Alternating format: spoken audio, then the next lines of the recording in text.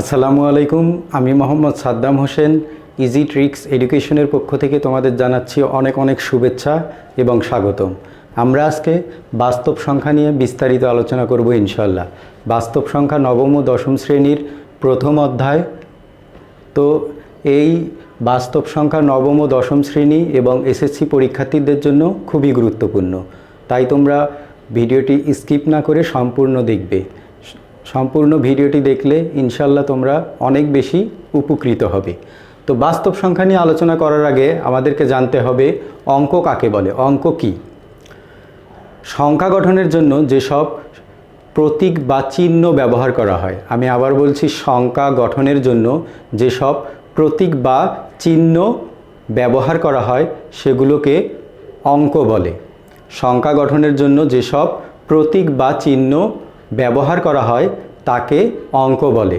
অঙ্ক দুই প্রকার, সার্থক অঙ্ক এবং সাহায্যকারী অঙ্ক।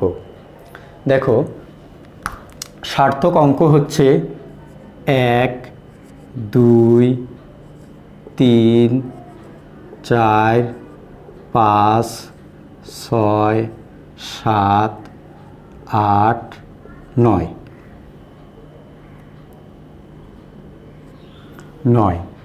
এই 1 থেকে 9 পর্যন্ত এই 9টি হচ্ছে সার্থক অঙ্ক এবং 0 হচ্ছে সাহায্যকারী অঙ্ক। 1 থেকে 9 পর্যন্ত হচ্ছে সার্থক অঙ্ক এবং 0 হচ্ছে সাহায্যকারী অঙ্ক। চলো এবার আমরা বাস্তব সংখ্যা নিয়ে বিস্তারিত আলোচনা করি। বাস্তব সংখ্যা মূলত দুই প্রকার, মূলদ সংখ্যা ও অমূলদ সংখ্যা। মূলদ সংখ্যা কাকে বলে? যে সংখ্যাকে p/q আকারে প্রকাশ করা যায় তাকে মূলদ সংখ্যা বলে। অর্থাৎ যে সংখ্যাকে লব/হর আকারে প্রকাশ করা যায় তাকেই মূলদ সংখ্যা বলে। অমূলদ সংখ্যা কাকে বলে? যে সংখ্যাকে p/q আকারে প্রকাশ করা যায় না, অর্থাৎ যে সংখ্যাকে লব/হর আকারে প্রকাশ করা যায় না তাকেই অমূলদ সংখ্যা বলে। দেখো, মূলদ ও অমূলদ সংখ্যা নিয়ে আমরা কিছু বিস্তারিত আলোচনা করব। তাহলে তোমরা সহজেই চিনতে পারবে কোনটি মূলদ সংখ্যা আর কোনটি অমূলদ সংখ্যা। যেমন 0.3333 ... 0.369648। দেখো, এই দুইটা সংখ্যার মধ্যে এটি হচ্ছে অমূলদ সংখ্যা আর এটা হচ্ছে মূলদ সংখ্যা, কারণ এই সংখ্যাটাকে আমরা কখনোই p/q আকারে প্রকাশ করতে পারবো না। আবার 0.369648, এই সংখ্যাটি কিন্তু মূলদ সংখ্যা, কারণ এই সংখ্যাটায় দেখো ডট ডট দেওয়া আছে, তার মানে এই সংখ্যাগুলোর পরেও আরও অসংখ্য সংখ্যা আছে, কিন্তু এই 0-র পর 3696438 এর পর ডট ডট দেয়া নেই। তার মানে এটা একটা এই পর্যন্তই, যে কয়টা আছে এই পর্যন্তই সংখ্যা, এরপর আর কোনো সংখ্যা নাই। এটাকে চাইলে আমরা p/q আকারে প্রকাশ করতে পারি। দেখো কিভাবে প্রকাশ করতে পারি, p/q আকারে বা লব/হর আকারে প্রকাশ করতে পারি। দেখো, দশমিকের জন্য 1, দশমিকের পর যে কয়টা সংখ্যা থাকবে সেই কয়টা শূন্য হবে। এখানে দশমিকের পর 60টা সংখ্যা আছে, তো 60টা শূন্য লিখব।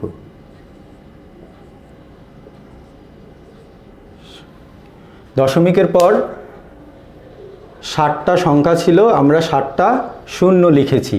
এবার দেখো, দশমিক যদি আমরা উঠায়া দেই, দশমিক উঠায়া দিলে থাকে 0369648, কিন্তু সামনের জিরোর দাম নেই, তোমরা সবাই জানো। 3696438, এটাকে চাইলে আমরা পৌনঃপুনিক আকারে প্রকাশ করতে পারি, কারণ দেখো 0.333 ডট ডট ডট দেওয়া আছে, তার মানে এখানে 3-র পর 0.3 অসংখ্য 3 আরও আছে। এটাকে পৌনঃপুনিক আকারে প্রকাশ করা যায়। 3.3-র উপরে পৌনঃপুনিক। এইটা একটা মূলদ সংখ্যা, কারণ এইটাকে আমরা 3.3-র উপরে পৌনঃপুনিককে আমরা চাইলে p/q আকারে প্রকাশ করতে পারি। দেখো কিভাবে প্রকাশ করতে পারি। যদি আমরা দশমিক পৌনঃপুনিক ভুলে যাই তাহলে থাকে শুধু 3। দশমিক পৌনঃপুনিক ভুলে গেলে থাকে শুধু 3। এবার পৌনঃপুনিক যদি ভুলে যাই, শুধু পৌনঃপুনিক যদি ভুলে যাই তাহলে থাকে 0, বিয়োগ হবে 0। আর দেখো দশমিকের পর পৌনঃপুনিক আছে কয়টা সংখ্যার উপরে? একটা। 3-র উপরে পৌনঃপুনিক আছে, সো 9। এখন দেখো 3 থেকে যদি 0 বাদ দেই তাহলে থাকে 3/9। এই যে এটাকে আমরা p/q আকারে প্রকাশ করতে পেরেছি। এই জন্য 0.333 একটি মূলদ সংখ্যা। কিন্তু এই সংখ্যাটা আমরা কখনোই p/q আকারে প্রকাশ করতে পারবো না, কারণ দেখো 0.3696498 ডট ডট ডট এরপরে কি সংখ্যা আছে আমরা জানি না। কিন্তু এই সংখ্যাটার ক্ষেত্রে দেখো 0.333 তারপর ডট ডট ডট আছে, তার মানে 3 বারবার রিপিট করতেছে। আমরা জানি এরপর অসংখ্য 3 আছে, সেটাকে চাইলে আমরা পৌনঃপুনিক আকারে প্রকাশ করতে পারি এবং পৌনঃপুনিক থেকে আমরা সেটাকে p/q আকারে বা লব/হর আকারে প্রকাশ করতে পারি। এটাকে চাইলে আমরা p/q আকারে প্রকাশ করতে পারি বা লব/হর আকারে প্রকাশ করতে পারি। এই দুইটো সংখ্যাকে আমরা p/q আকারে প্রকাশ করতে পারি, কিন্তু এই সংখ্যাটাকে আমরা p/q তো যদি এরকম থাকে √11 বা √13, √14, এগুলো কিন্তু অমূলদ সংখ্যা, কারণ এগুলো পূর্ণবর্গ সংখ্যা নয়।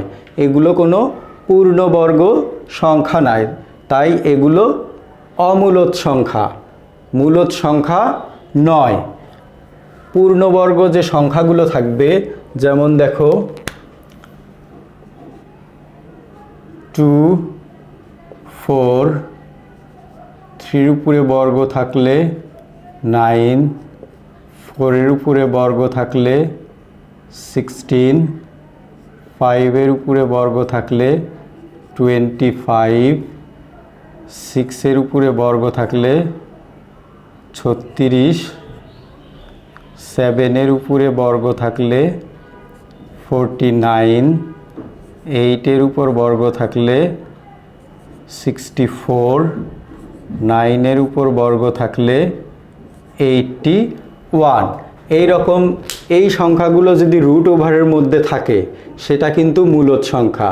এই পূর্ণবর্গ সংখ্যাগুলো যদি √ওভারের মধ্যে থাকে তাহলে প্রত্যেকটি মূলদ সংখ্যা, এগুলো অমূলদ সংখ্যা নয়। কিন্তু যদি এই রকম সংখ্যাগুলো থাকে যেগুলো পূর্ণবর্গ সংখ্যা নয়, সেগুলো কিন্তু অমূলদ সংখ্যা, যেমন 11, 7, 3,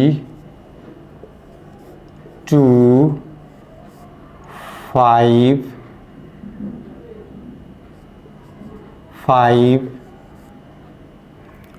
9 কিন্তু একটি পূর্ণবর্গ সংখ্যা।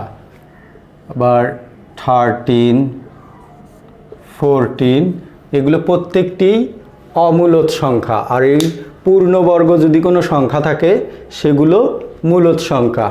আর পূর্ণবর্গ সংখ্যা ছাড়া যদি √ওভারের মধ্যে কোনো সংখ্যা থাকে সেটি অবশ্যই অমূলদ সংখ্যা। আর যদি পূর্ণবর্গ সংখ্যা কোনো √ওভারের মধ্যে থাকে সেটি মূলদ সংখ্যা।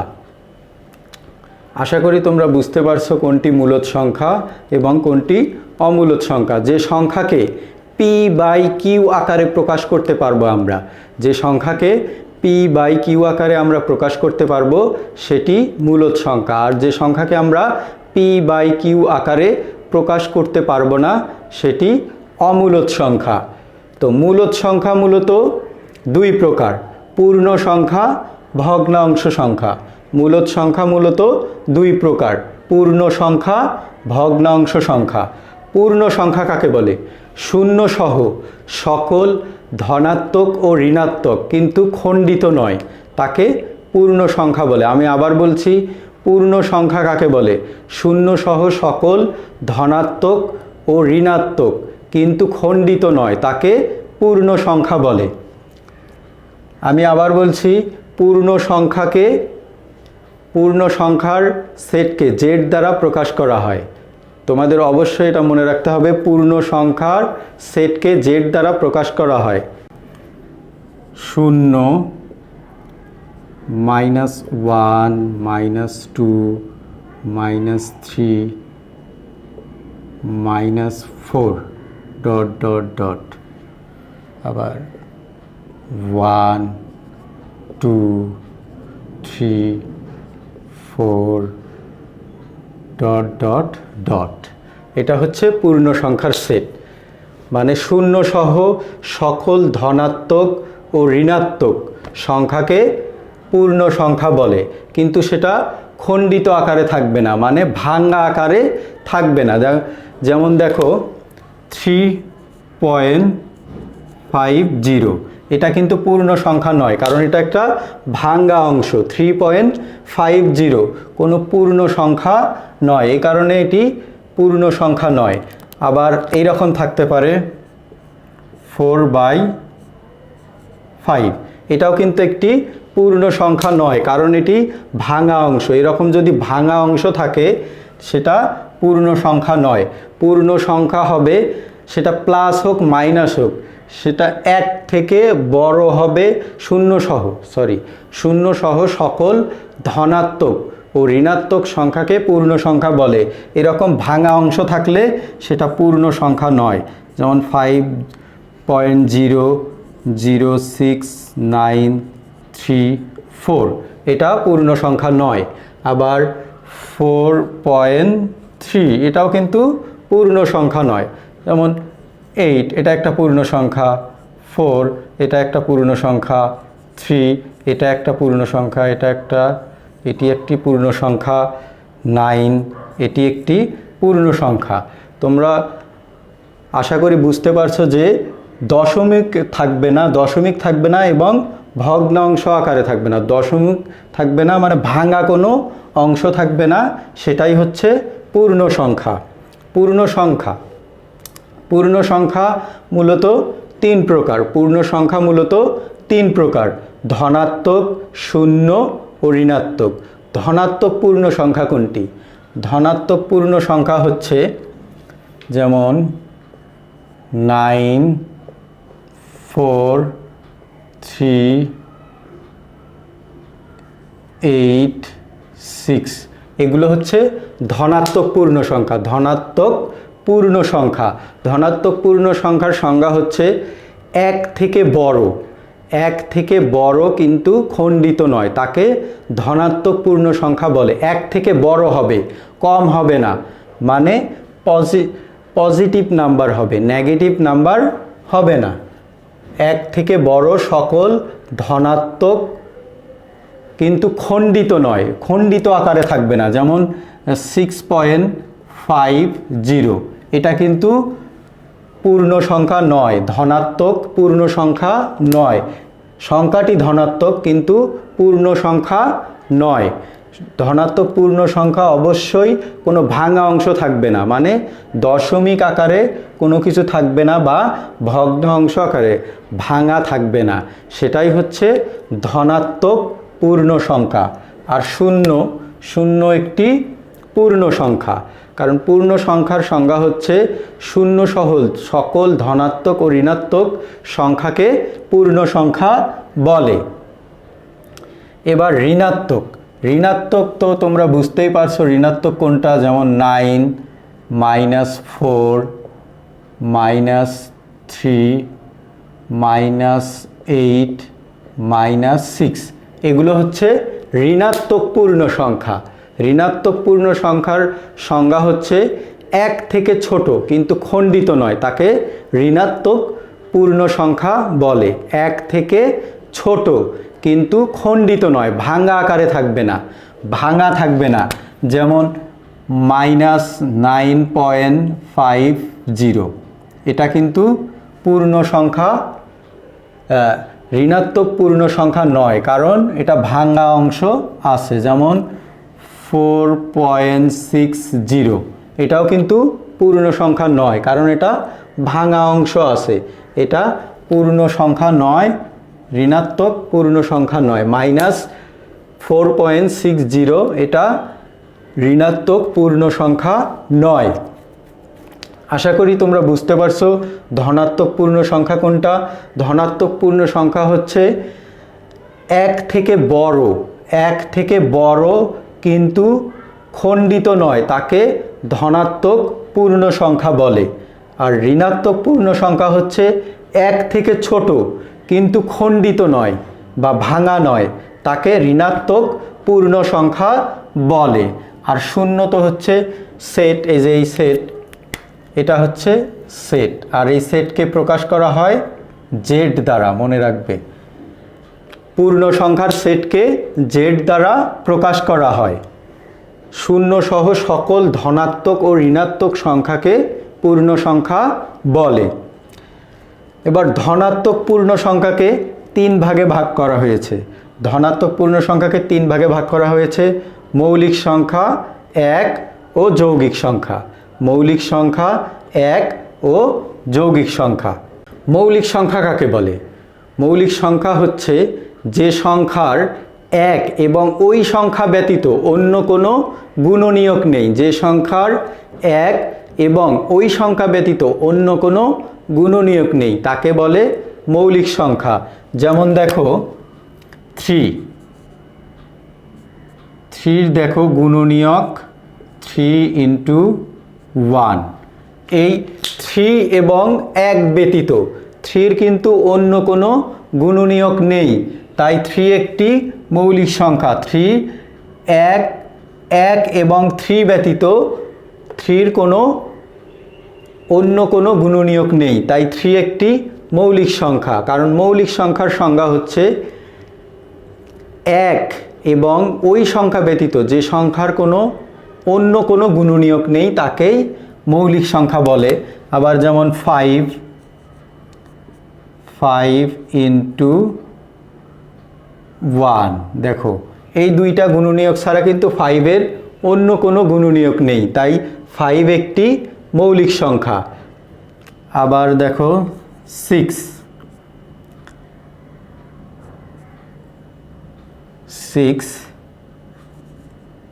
3 × 2। আবার 6 × 1। দেখো 6 এর 3 একটি গুণনীয়ক, 2 একটি গুণনীয়ক, 6 একটি গুণনীয়ক। সো 6 এর 3, 2, তার মানে 1 ব্যতীত অন্য গুণনীয়ক আছে। 1 এবং 6 ব্যতীত অন্য গুণনীয়কও আছে, 3, 2, তাই 6 মৌলিক সংখ্যা নয়। 6 একটি যৌগিক সংখ্যা। 6 হলো একটি যৌগিক সংখ্যা। 6 তাহলে একটি যৌগিক সংখ্যা। মৌলিক সংখ্যাকে যেমন 7, দেখো 7 এর 1 এবং 7 ছাড়া অন্য কোনো গুণনীয়ক নেই, তার মানে 7 হচ্ছে একটি মৌলিক সংখ্যা। 7 একটি মৌলিক সংখ্যা। আবার যদি 8 বলি আমরা, 4 × 2, 8 × 1, তার মানে 8 এর 1 এবং 8 ব্যতীত অন্য গুণনীয়ক আছে, তাই 8 একটি যৌগিক সংখ্যা। যৌগিক সংখ্যার সংজ্ঞা হচ্ছে 1 এবং ওই সংখ্যা ব্যতীত যে সংখ্যার অন্য কোনো গুণনীয়ক আছে তাকে যৌগিক সংখ্যা বলে। দেখো 8 এবং 1 ব্যতীত 4 এবং 2 দুইটি অন্য গুণনীয়ক আছে, তাই 8 একটি যৌগিক সংখ্যা। আবার দেখো 13 যদি লিখি আমরা, 13 ইন্টু 13। তার মানে দেখো 13-এরও কিন্তু 1 এবং 13 ছাড়া অন্য কোনো গুণনীয়ক নেই, তাই 13 একটি মৌলিক সংখ্যা। এবং 1 দেখো 1 প্রত্যেকটা সংখ্যার মধ্যেই 1 আছে, 1 1 1 1 1, প্রত্যেকটা সংখ্যার মধ্যেই 1 আছে, প্রত্যেকটা সংখ্যার মধ্যেই। দেখো এখানে যতগুলো আমি যৌগিক মৌলিক সংখ্যা লিখেছি প্রত্যেকটার মধ্যেই 1 আছে, তাই 1 টোটালি আলাদা একটা সংখ্যা। এটা মৌলিক সংখ্যার মধ্যেও নয়, যৌগিক সংখ্যার মধ্যেও নয়। এরকম তোমাদের নৈবিত্তিক প্রশ্ন আসতে পারে যে 1 মৌলিক সংখ্যা নাকি যৌগিক সংখ্যা। যদি এটার কিন্তু উত্তর হবে 1 মৌলিক সংখ্যাও নয়, যৌগিক সংখ্যাও নয়। আশা করি তোমরা বুঝতে পারছো মৌলিক সংখ্যা কাকে বলে এবং যৌগিক সংখ্যা কাকে বলে। আমি আরেকবার সংজ্ঞা দুটো বলছি। 1 এবং ওই সংখ্যা ব্যতীত যে সংখ্যার কোনো গুণনীয়ক নেই তাকে মৌলিক সংখ্যা বলে। যেমন এই যে 7 একটি মৌলিক সংখ্যা, 3 একটি মৌলিক সংখ্যা, 5 একটি মৌলিক সংখ্যা, আবার 6 এটা একটা যৌগিক সংখ্যা, এটা কিন্তু যৌগিক সংখ্যা। 6 যৌগিক সংখ্যা, 8 যৌগিক সংখ্যা, 13 কিন্তু মৌলিক সংখ্যা। যৌগিক সংখ্যা কাকে বলে? যে সংখ্যার 1 এবং ওই সংখ্যা ব্যতীত অন্য কোনো গুণনীয়ক আছে তাকে যৌগিক সংখ্যা বলে। ভগ্নাংশ মূলত দুই প্রকার, সাধারণ ভগ্নাংশ, দশমিক ভগ্নাংশ। সাধারণ ভগ্নাংশ কাকে কোনগুলো দেখো, যেমন 6/4, 3/8, 9/6, 4/3, এগুলো হচ্ছে সাধারণ ভগ্নাংশ। দশমিক ভগ্নাংশ যেমন দেখো 3.0069660, এটা একটা দশমিক ভগ্নাংশ। আবার লিখতে পারি 4.609096, এটা একটা দশমিক ভগ্নাংশ। তো এগুলো হচ্ছে সাধারণ ভগ্নাংশ আর এগুলা দশমিক ভগ্নাংশ। আশা করি তোমরা বুঝতে পারছো কোনটা সাধারণ ভগ্নাংশ আর কোনটা দশমিক ভগ্নাংশ। তো ভগ্নাংশকে দুই ভাগে ভাগ করা হয়েছে, সাধারণ ভগ্নাংশ, দশমিক ভগ্নাংশ।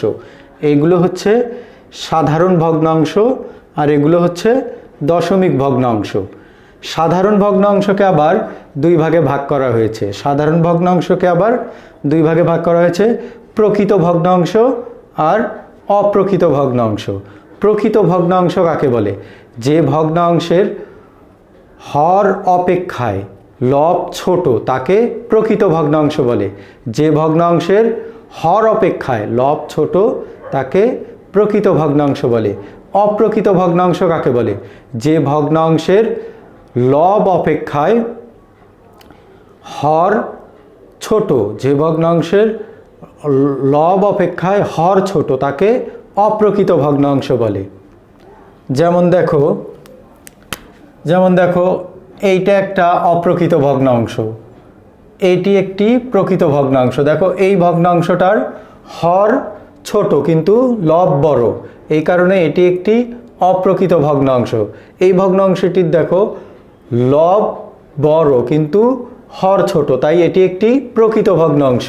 আবার এই ভগ্নাংশটি দেখো হর অপেক্ষায় লব বড়, তাই এটিও একটি অপ্রকৃত ভগ্নাংশ।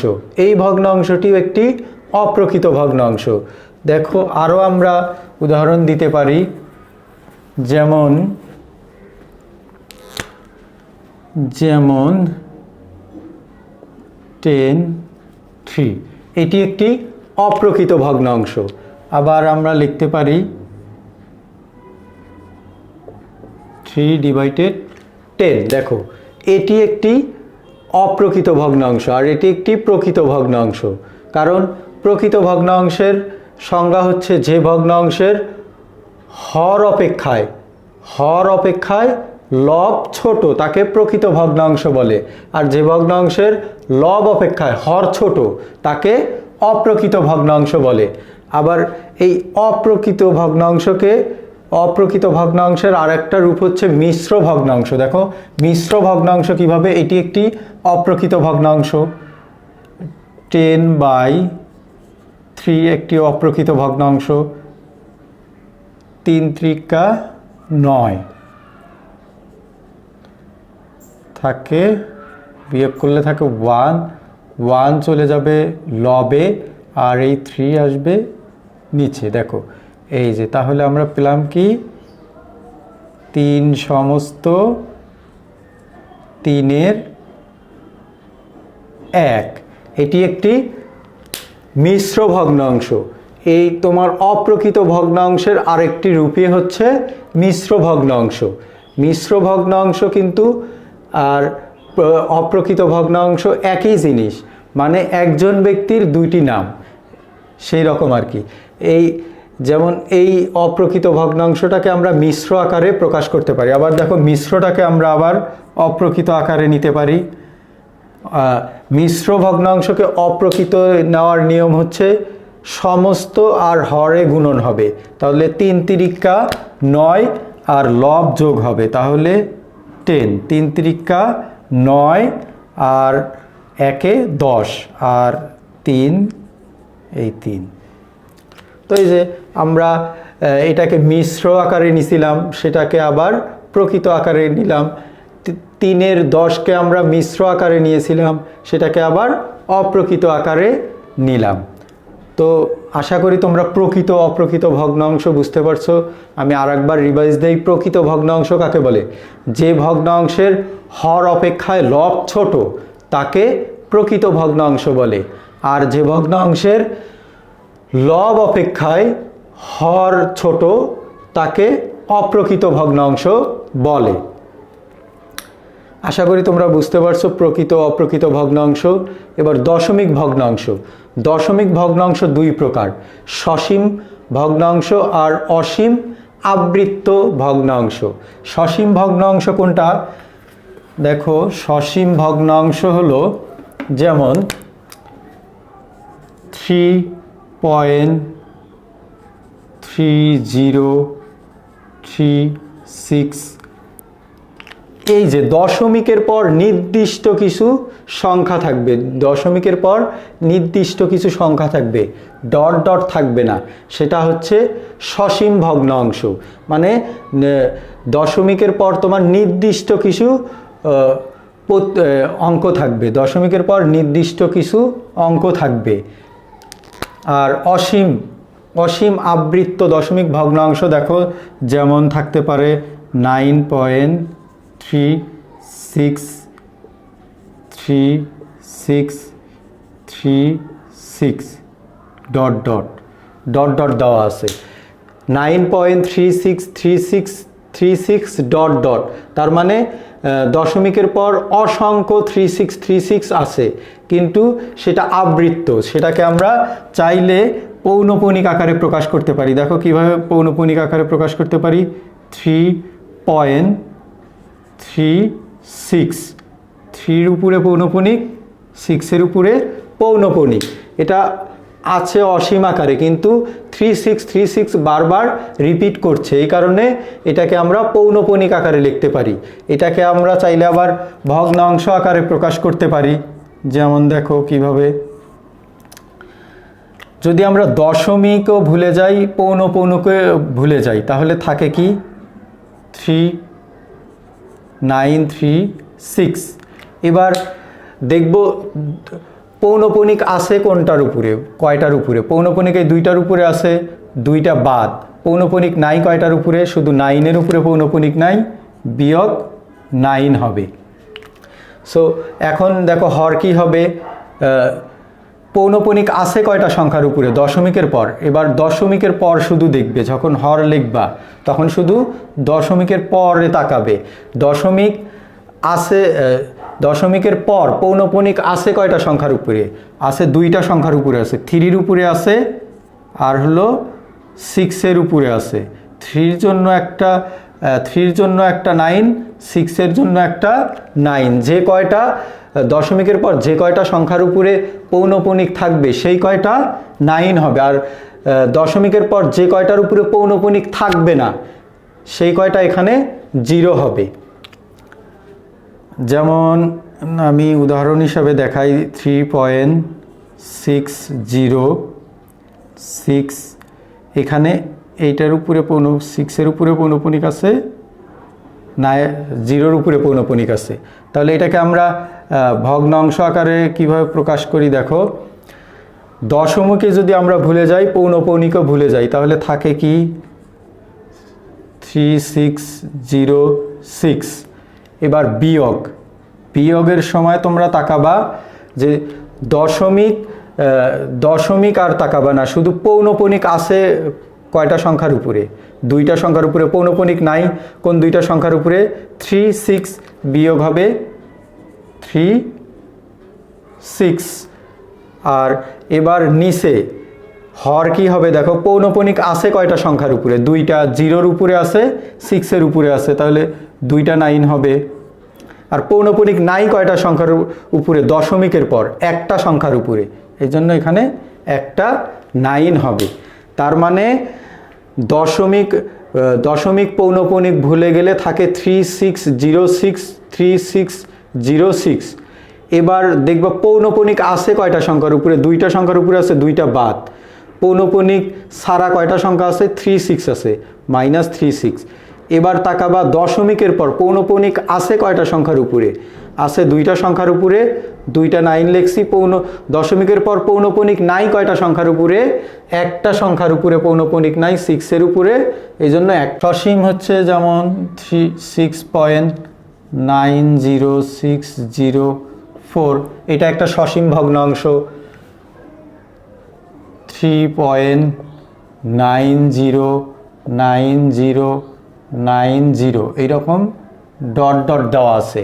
এটা কিন্তু অসীম আবৃত্ত ভগ্নাংশ, এটা একটা অসীম আবৃত্ত ভগ্নাংশ। এটাকে চাইলে আমরা পৌনঃপুনিক আকারে প্রকাশ করতে পারি, যেমন 3.90। রিপিট করতেছে কি দেখো, বারবার 90 রিপিট করতেছে। তার মানে 9-এর উপর পৌনঃপুনিক, 0-র উপরে পৌনঃপুনিক, 9-এর উপরেও পৌনঃপুনিক, 0-র উপরেও পৌনঃপুনিক। আবার থাকতে পারে 4.369369369 এইরকম। তো এটাও কিন্তু অসীম আবৃত্ত ভগ্নাংশ। এটাকে আমরা চাইলে দেখো কিভাবে প্রকাশ করতে পারি, অসীম আবৃত্ত, এটাকে আবৃত্ত করতে পারি আমরা 4.369। দেখো 369 বারবার রিপিট করছে। যেটা বারবার, যে সংখ্যাগুলো বারবার রিপিট করে তার উপরে পৌনঃপুনিক হয়। এই যে 4.3-র উপরে পৌনঃপুনিক, 6-এর উপরে পৌনঃপুনিক, 9-এর উপরে পৌনঃপুনিক। আমাদের ভগ্নাংশ 2 প্রকার, সাধারণ ভগ্নাংশকে দুই ভাগে ভাগ করা হয়েছে, প্রকৃত ভগ্নাংশ, অপ্রকৃত ভগ্নাংশ। প্রকৃত ভগ্নাংশ কাকে বলে? যে ভগ্নাংশের হর অপেক্ষায় লব ছোট তাকে প্রকৃত ভগ্নাংশ বলে। অপ্রকৃত ভগ্নাংশ কাকে বলে? যে ভগ্নাংশের লব অপেক্ষায় হর ছোট তাকে অপ্রকৃত ভগ্নাংশ বলে। তারপর দশমিক ভগ্নাংশকে 2 ভাগে ভাগ করা হয়েছে, সসীম, অসীম আবৃত্ত। এটা হচ্ছে এই যে সসীম ভগ্নাংশ, এটাকে চাইলে আমরা দেখো ভগ্নাংশ আকারে প্রকাশ করতে পারি। দশমিকের জন্য 1, দশমিকের পর যে কয়টা সংখ্যা থাকবে সেই কয়টা শূন্য হবে। 5টা সংখ্যা আছে, 5টা শূন্য লিখলাম, 5টা। এবার দশমিক উঠায় দিলে কি থাকে দেখো, 690,604। দেখো এটা সসীম ভগ্নাংশ, আর এটা ছিল অসীম আবৃত্ত ভগ্নাংশ। এটাকে আমরা চাইলে পৌনঃপুনিক আকারে প্রকাশ করতে পারি। এটাও অসীম আবৃত্ত ভগ্নাংশ। এটা সসীম, এটা অসীম, এটা অসীম আবৃত্ত ভগ্নাংশ। এটাও অসীম আবৃত্ত ভগ্নাংশ যেমন 4.3694639 ডট ডট ডট এরকম দেওয়া আছে, আবার 3.4968469 ডট ডট ডট